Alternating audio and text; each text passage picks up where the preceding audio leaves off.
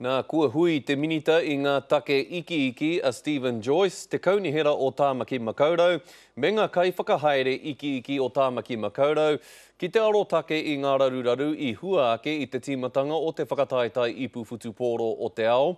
Ko te whāinga nui o tā rātou hui, he whakatika I Awaраru, kia kore ai e pērā mai anō hei ngā wiki e haere ake nei. E waru ki te kau ngā kaupapa matua kei te pirangitia te minita I ngā take waka kia tirohia I whārikihia ngā take katoa ki runga I te tēpū. Regards to the report tomorrow as to whether they've all been satisfactorily addressed, but certainly anticipating the report positively. Te kai oroto te pūrongo ko te whakapai ake I ngā ratonga kaue tāngata I Tāmaki Makaurau I mui te kēmu nui a te rāhoroi.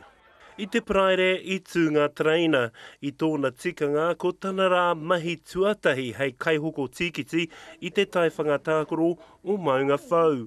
I whangaia mō ngā haora e rua I Miromo, hoi anō traina tū traina mai I whakahaua rātau kia kaue e piki ki runga nā te poharawa.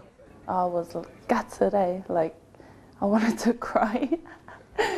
Nō reira Maria ka hoki ki te kāinga, hoi anō kaore ea mo te hopu anō I te traina. Probably not. I'll probably get dropped off there now because I don't trust it.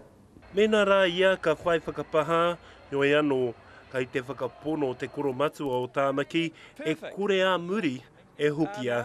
Mā te wā tātou ki te ai, Anzac Pihia, te karere.